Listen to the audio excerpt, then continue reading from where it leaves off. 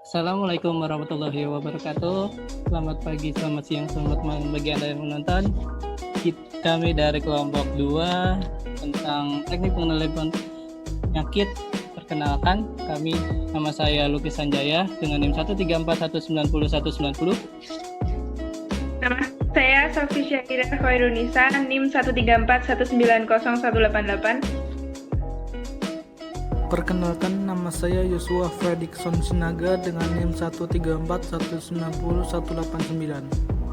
Saya Destian Prasanto, NIM 134190191. Perkenalkan, nama saya Jenny Salza Pilihan dengan NIM 134190192. Perkenalkan, nama saya Alvina Uzinuha dengan NIM 134190193. Saya Azhara Fadila Nisa, NIM 134190194. Baik, saya akan memulai pemaparan teknik pengendalian penyakit. 4 subbab yang akan kita bahas yaitu 1. Arti penting teknik pengendalian penyakit. 2. Maksud dan tujuan pengendalian penyakit tanaman. Yang ketiga, kerugian akibat penyakit tanaman. Dan yang keempat, 4 prinsip pengendalian penyakit tanaman. Arti penting pengendalian penyakit tanaman adalah salah satu aspek dari banyak hal yang perlu diperhatikan dalam mengusahakan suatu tanaman. Oleh karena itu, kita perlu memecahkan usaha pengendalian penyakitnya dalam suatu program penanaman tanaman yang kita usahakan agar memberikan hasil yang setinggi-tingginya baik kualitas maupun kuantitas. Cara pengendalian yang tepat akan berbeda tergantung pada petani, cuaca, tempat, lahan, keadaan serta jenis tanaman, cara bercocok tanam, nilai hasil tanaman, dan lain-lain. Maksud dari pengendalian penyakit tanaman adalah memperbaiki kualitas dan kuantitas hasil produksi tanaman yang kita usahakan. Dengan arti yang lebih luas lagi adalah untuk memaksimalkan penggunaan lahan pertanian secara efisien dan efektif, atau juga mengoptimalisasikan produktivitas lahan pertanian tersebut, guna mendapatkan hasil produksi untuk memenuhi kebutuhan akan pangan, sandang, serta kebutuhan lain yang memintanya terus semakin meningkat di seluruh dunia.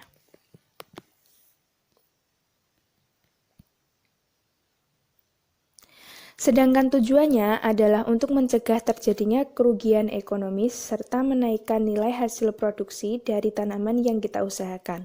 Oleh karena itu, pada umumnya kita hanya memperhatikan dan mengendalikan penyakit tanaman yang dapat menimbulkan kerugian yang berarti jelas. Kerugian yang diakibatkan dari penyakit tanaman adalah mengurangi kuantitas hasil, menurunkan kualitas hasil, kemudian memerlukan biaya, kemudian menyebabkan kerusakan hasil panen selama pengangkutan dan penyimpanan, kemudian menimbulkan gangguan pada manusia dan hewan yang memakannya. Baiklah, masuk ke pembahasan yang D. 4 prinsip pengendalian penyakit tanaman. Yang pertama adalah eksklusi patogen, yang kedua eradikasi patogen, yang ketiga proteksi inang yang rentan, dan yang keempat adalah resistensi inang. Yang pertama, eksklusi patogen, bertujuan untuk mencegah masuknya patogen ke wilayah yang masih bebas patogen atau penyakit. Bila patogen tidak kontak dengan tanaman inangnya, maka infeksi atau penyakit tidak akan terjadi. Prinsip atau taktik yang ada dalam eksklusi patogen. Yang pertama, taktik karantina, yaitu pengaturan agar benih, biji, tanaman maupun barang lain yang dikirim atau dimasukkan ke suatu daerah tidak mengandung patogen yang berbahaya. Cara yang digunakan dalam taktik karantina yaitu dengan pelarangan pemasukan bahan perbanyakan tanaman dari luar negeri atau luar daerah untuk mencegah penyebaran penyakit tersebut. Lalu, pemeriksaan di perbatasan terhadap lalu lintas tanaman untuk menghalangi masuknya penyakit ke daerah baru. Yang kedua, taktik pengendalian dengan uji kesehatan tanaman dilakukan dengan penggunaan biji yang bebas penyakit. Yang ketiga, taktik pengendalian sertifikasi bertujuan agar biji atau benih satu tanaman yang akan diedarkan bebas dari penyakit yang berbahaya. Dalam hal ini, setiap biji atau benih dapat perlakuan khusus atau diperiksa terlebih dahulu oleh suatu badan khusus. Kemudian diberi sertifikat atau label bebas penyakit. Badan yang khusus menangani sertifikasi benih adalah Badan Pengawasan dan Sertifikasi Benih atau BPSB. Aplikasinya di lapangan dilakukan dengan pemberian sertifikat tanaman sehat dan menghilangkan tanaman penyakit. Yang keempat, mengadakan perlakuan benih sebelum ditanam dengan menggunakan zat kimia atau air panas. Tujuannya agar patogen yang terdapat pada benih dapat dimatikan seed dressing dan tidak menyebar di daerah baru. Ya, baik. Berikutnya merupakan prinsip pengendalian penyakit tanaman. Yang kedua adalah eradikasi. Eradikasi bertujuan untuk memusnahkan atau mengurangi banyaknya patogen dari tempatnya berada. Contohnya di tanah, di permukaan atau bagian tanaman, di alat pertanian, dan di tempat penyimpanan. Upaya eradikasi dilakukan untuk mencegah penyebaran patogen yang lebih luas, antara lain dengan memusnahkan tanaman yang terinfeksi. Yang selanjutnya merupakan prinsip atau taktik dari eradikasi patogen. Yang pertama, teknik pengendalian dengan pemeriksaan pada kebun pemeliharaan tanaman maupun kebun-kebun buah. Dengan aplikasi pengendalian antara lain sebagai berikut: deteksi pada cabang-cabang terinfeksi dan membinasakan tanaman terinfeksi. Yang kedua, teknik pengendalian pembinasaan inang alternatif. Dilakukan aplikasi pengendalian dengan membinasakan gulma inang, yaitu gulma-gulma yang mungkin menjadi inang dari suatu penyakit. Berikutnya, yang ketiga adalah teknik pengendalian dengan pemeliharaan antagonis. Dilakukan aplikasi pengendalian dengan menggunakan tanaman antagonis sebagai tanaman selah. Tanaman antagonis yang saya ketahui contohnya adalah lidah mertua atau Sansevieria trifoliata yang melawan penyakit JAP, jamur akar putih, pada tanaman karet. Yang keempat, teknik penggiliran tanaman atau rotasi tanaman. Rotasi tanaman diketahui memberikan manfaat bagi tanah, mencegah terakumulasinya patogen dan hama, dan merupakan bagian dari polikultur. Yang kelima, teknik pengendalian secara kimia. Aplikasinya dilakukan dengan fumigasi tanah dengan bahan kimia dan eradikasi dengan bahan kimia. Yang keenam, teknik pengendalian dengan api. Aplikasi pengendaliannya dilakukan dengan pembakaran tanaman atau bekas tanaman yang terserang penyakit dan memusnahkannya.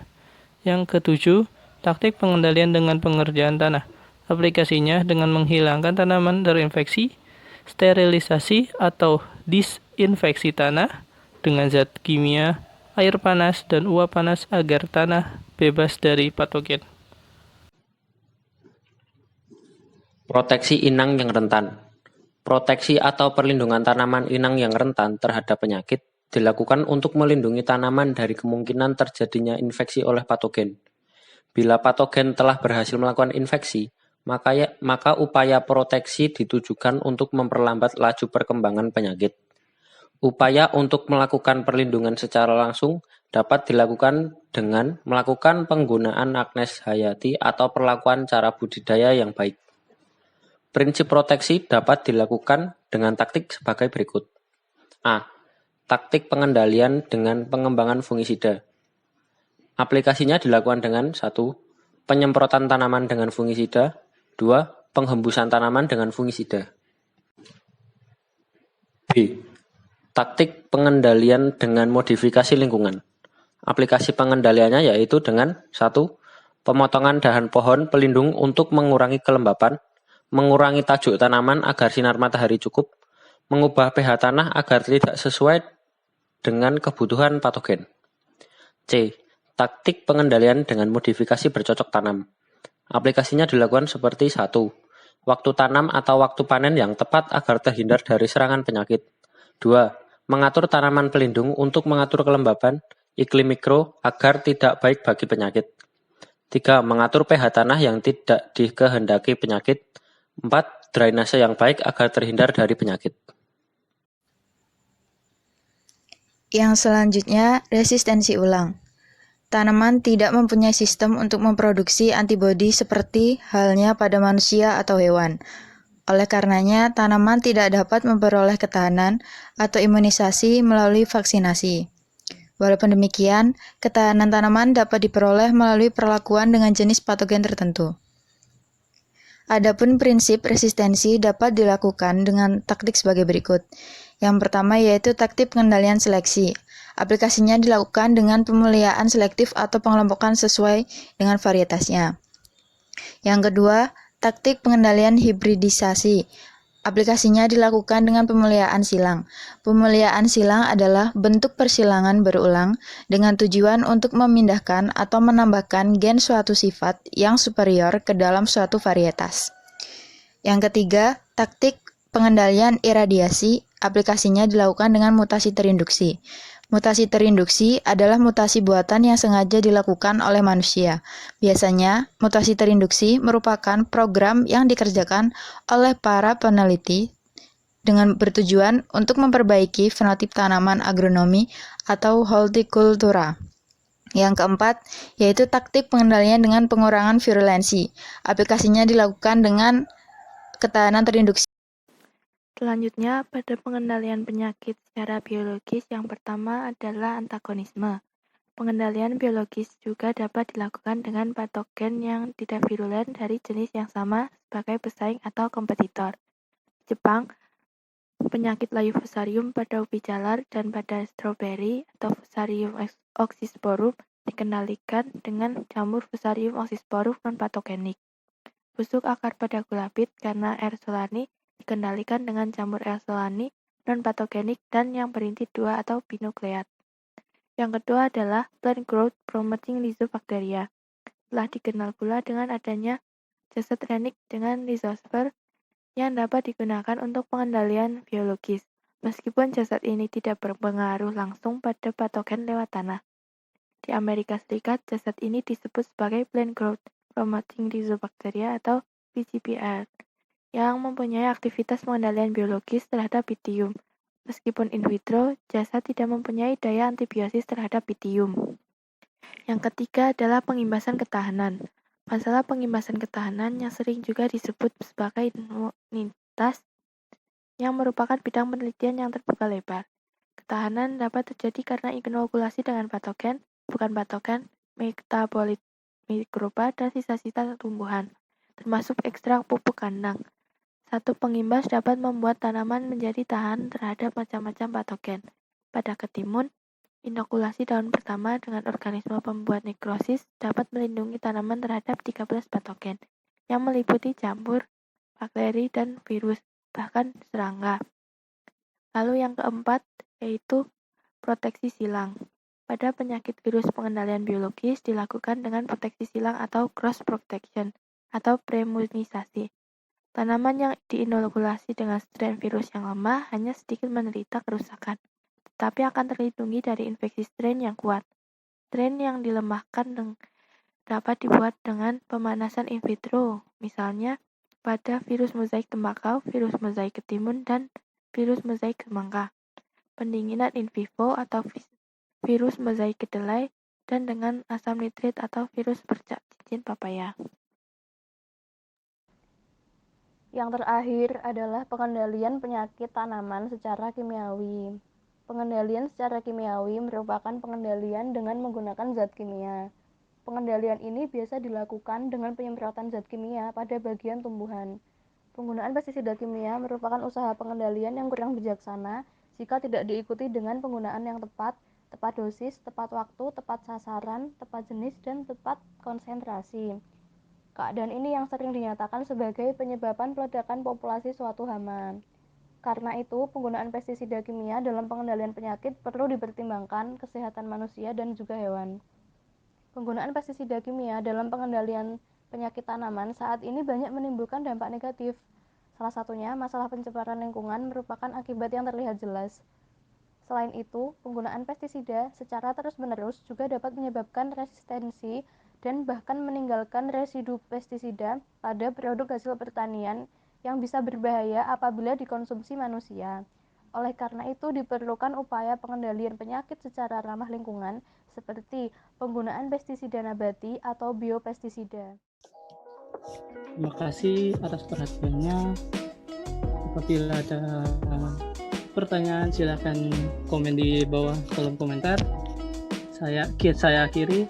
Wassalamualaikum warahmatullahi wabarakatuh.